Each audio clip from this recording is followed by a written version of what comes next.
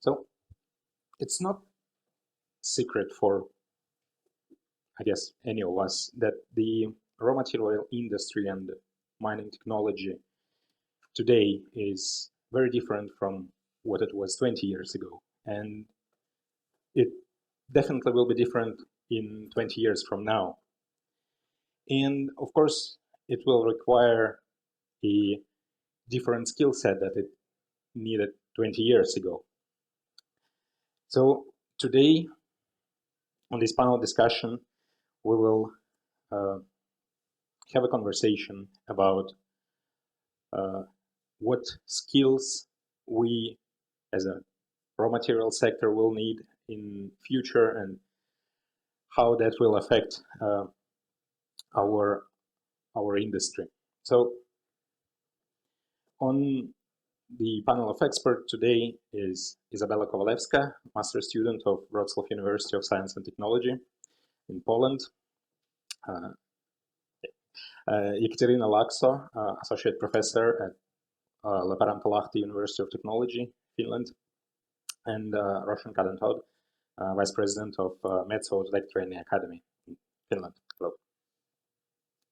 So the first, I want to start with a bit more general question to our panelists. What kind of competence you consider the most important for raw materials professionals today, and how this will develop in several years' time or in a longer perspective? So maybe we will start with Roshan to have industry perspective first. Thanks. From industry perspective, maybe not specifically raw material, but I think the kind of using that understanding where that raw material will end up at the end. So understanding the full value chain and how we can optimize and how we can use it effectively and with minimum footprint and protecting our earth accordingly. So kind of understanding that the final end product. So you need to have that visionary feeling and to address that. So we're looking for kind of talents in that area. So not just sticking with technical only, but understanding the whole aspect of the life chain. Thank you for your insight. So Ekaterina. Interesting question. Now I'm talking from side of university, so people who should train the skills from students, and because now we have fund from raw materials to train students in lithium-ion batteries, so now we touch it very close what real competences are missing now, and especially in most of areas developed now, like lithium batteries and actually many others, it is needed a lot of skills, fundamental, like mathematics, chemistry, programming, so quite a lot of things they should know from university. Also, they should have a lot of soft skills, so how to make project, how to communicate, how to find ideas, how to share their knowledges to other people. And also they have to have quite a lot of applicable knowledges. So how to assemble these batteries, how to build factory, how to make some reactors. Really so many skills, and it should be combined in one student. And after all, this student should think how to develop these areas. So now our goal is to make this kind of students who have all these possible competences, including fundamental knowledges, market of batteries, or actually other areas, project work. And it is actually quite hard question how to make these students, because ordinary students, they have talents in some areas, but not all. Now we try to guess how to do it. Yeah, that's actually quite tough discussion that's often going on. Do we need more general experts which have very broad perspective on the area, or do we have to train more specialized person that focuses on one specific aspect? Is that enough? But what is the view of our current students? Yeah, I think science knowledge is basic, but the soft competencies are really important. And project IT of materials project should train young people because they should know how have brave to during the meeting like this. They should know how work with another people because we work with different people from all over the world, and we have to know how be open mind and how think unconventionally and how think open out of the box. Yeah. Thank you. So, as the EIT raw materials has been mentioned, so I want to ask that I understand that all of you have some experience working in different EIT raw materials projects. And from your perspective, well, first of all, if you could say a couple of words of your experience with the EIT raw material projects, what projects have you participated? Is it innovation projects or training, learning activities? And which special skills that you could develop from participating in EIT raw materials activities? So maybe Ekaterina? As I said, our project, which has just been started, which is devoted to training students for lithium-ion battery industry, and it is supported by EIT raw materials. Actually, if someone has interest in participation of this in this summer school and educational modules, you can ask me or participate online 18th of November in a kickoff meeting, where we will show much more details. Small advertisement. But what about skills? I would say about skills from 2 points of view. Point of view from our side and side of students. Which skills student will have? Student will have basic knowledges. Student will have project work about real industrial cases and industrial problems. And students will have summer school where they will have some discussions and continuing work on industrial cases and also lectures from industry. So which is kind of a lot of general fundamental knowledges and soft skills related to project work on these topics. And also, we are also studying how to make educational program which will be sustainable even without EIT raw material support. So it is also kind of innovation because it is not so much schools about lithium batteries.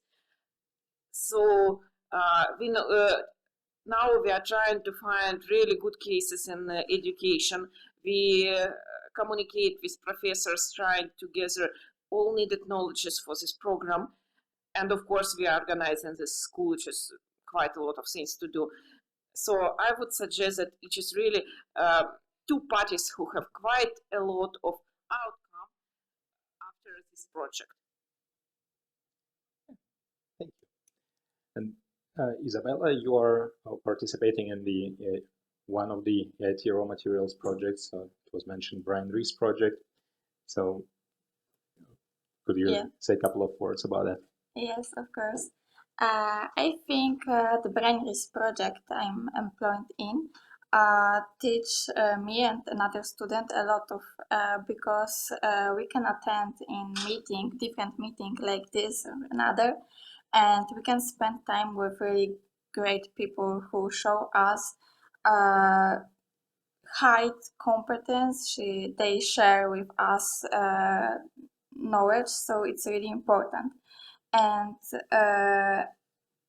like yesterday, we can train our ability to work with group, which what is really important. But of course, in the project, we learn not about soft skills, but about scientists' knowledge about hydrogeology and recovery lithium from geothermal brine too. So it's really good. So it is more research-focused Yes. project. Definitely. Yeah. Thank you. So, Roshan, what is the Metso Outotec? Yeah, so I don't think we have been working that closely with EIT, but I think after being here for a couple of days, I think it's something that we need to take the partnership further. There are good opportunities there. I think they have a good model set up, access to universities, access to program, access to talent, which is vital for our success in the industry. So I think that is something that we want to tap into, of creating and retaining talents, as well as upskilling with our current resources. Thank you. And as we could remember from keynote lecture from Ferdinand, the one aspect that EIT Raw Materials is focusing in their educational program is the entrepreneurship skills. So how, in your opinion, how this can be used as an asset in the education and development of the new raw materials or specialists for the industry? So maybe Roshan. The entrepreneurship skills, I think that is kind of needed in all of us. I think even if you don't have it, or I think we should have that mindset, and because then you can start whatever project or whatever activity you are doing, you will have that sense of ownership and proud that, hey, I want to get this thing done. I want to achieve. There is a vision at the end, and whatever impact that you can do will impact many others, and you're contributing to society in whatever way. So I think that mindset is very, very needed, very much needed, and industries, we want that kind of mindset. So if we not just an engineer or a technician or a manager, if we have that entrepreneurship mindset, we can go very far. Thank you. Izabela, do you want to share your view on the entrepreneurial skills?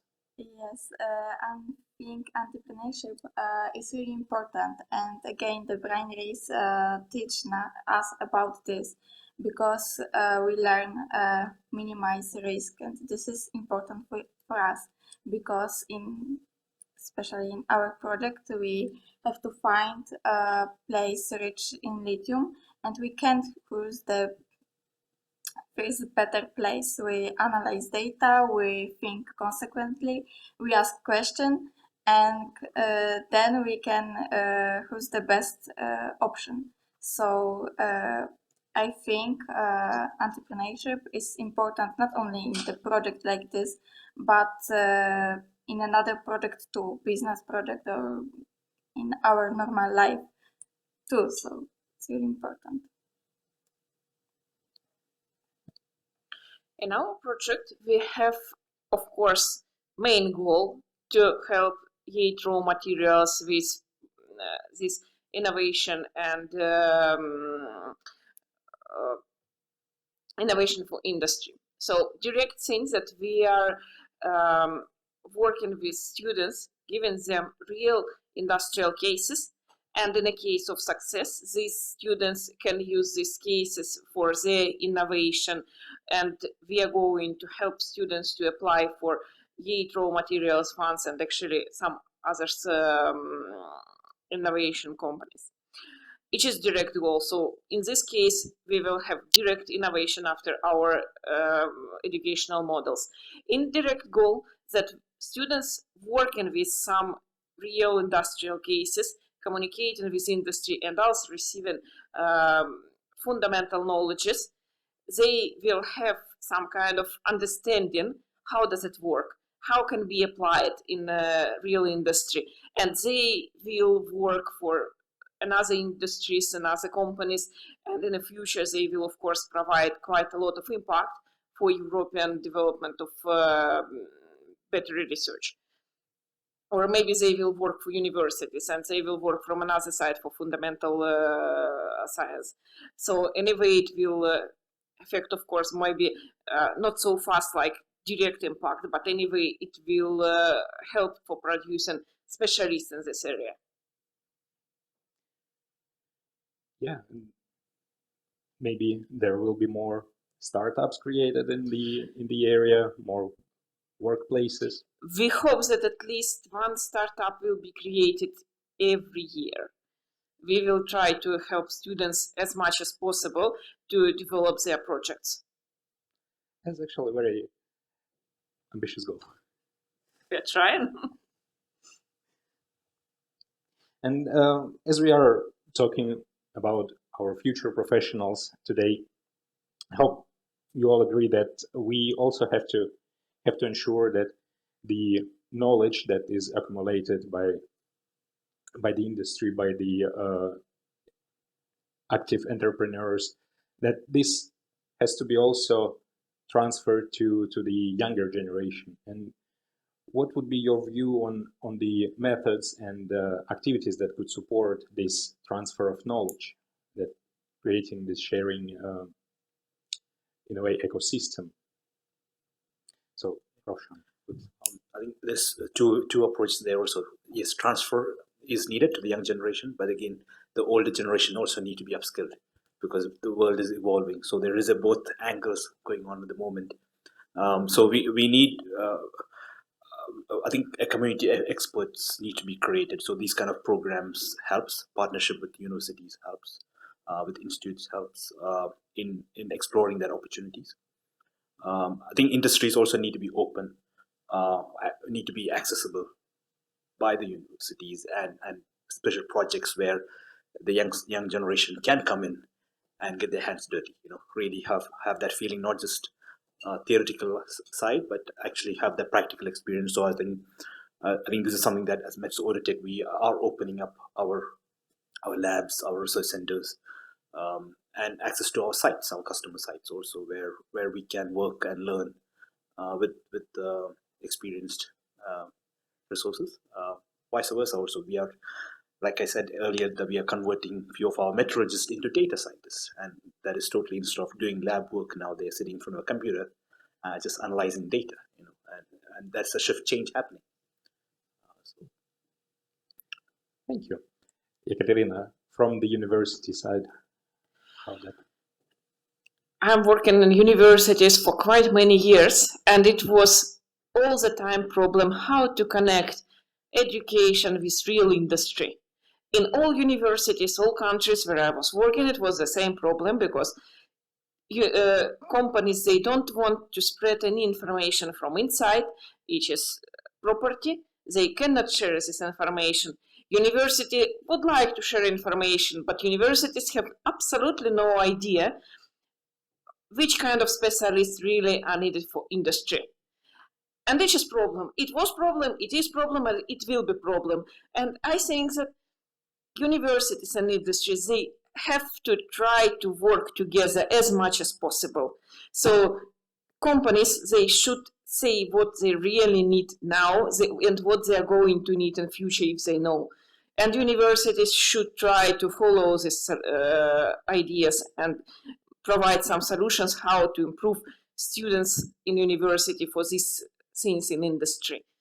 This is main thing, of course, but also this kind of projects where industry and universities, they are working together, scientific projects or educational projects, which is also important. It is not so big impact like whole university facility generation. It is smaller things, but it is also quite important because these cases can be shared if they are effective. They can be shared for whole university or educational program. If I can just add on that, yeah, I do agree. I think both industry and university needs to be more open a bit, because if industry says that, okay, we want, let's take one of our ore processing, grinding, combination circuit, and we know that talent over there is depleting. We need to create more talent. So can we approach universities to run special courses for this area. And most of the time, university says, no, we cannot deviate from our curriculum. Our curriculum is fixed because obviously there's accreditation involved, everything's involved. But I think we need to modify that. But we need to give opportunities, vice versa. That opportunity, but we need to open up for sure. Definitely. And I also believe that the platforms such as EIT raw materials could be a good starting point with that. That tries to bring like an integrator. Yes. Yeah, both sides of this equation. Exactly. Yes.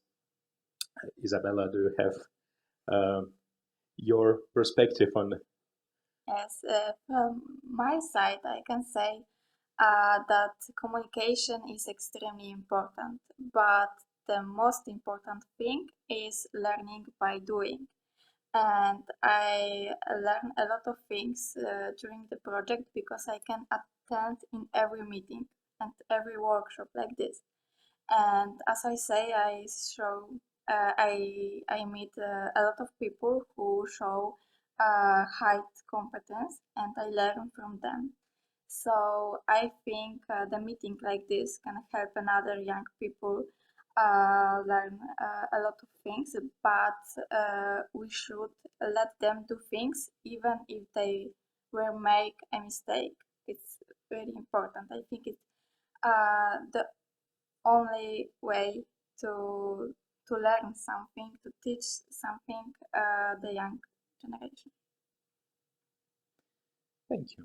And as we started to talk about this, so maybe you could give an advice for people who maybe wanted to join but still hesitated to join any activities like this, and what would be the benefits of participating in the workshop seminars like this in integrated educated master programs? There are many, but the most important, I think, you can meet a lot of people, amazing people from all over the world, and you can be more brave because you meet again different people, and you can have new technical knowledge about different things. Thank you. Ekaterina. I think this kind of meeting, it can develop all the skills, like fundamental, if it's a scientific conference or if it's some workshop related to some specific area, which is a lot of fundamental knowledges. If these things are related to some socialization activities, of course, people will meet each other, they can find new contacts, possibility for work in future, because ordinary companies participate in this event also, and they're looking for talented students. It's just possibility to show themselves and to study how to behave, how to make presentations, for example, how to draw. So quite a lot of things. Really, it's just very important for students participate there. But I should mention that for teachers and for industry, these events are same important, because for me, it was quite a lot of interesting knowledges, of course, and also it was communication with students and with industry. Do you agree with that? Yeah, I totally agree. I think it's a great opportunity to network and also kind of share different perspectives from industry as well as from the academic world. And meeting diverse, there are many diverse people over here sitting already, and I think you can learn a lot from that. And yeah, I think it's a great opportunity. Yeah. So thank you very much for the discussion, and of course the questions and problems of developing the specialists for the future technology. Technology industry can't be solved in one day, and all of us have to work on this from different angles, from the industry perspective, from the university, but also involve active participation from the students. And I hope that this discussion was very, very fruitful and will lead to a further potential collaborations and development of the subject further. Thank you very much. Thank you. Thank you.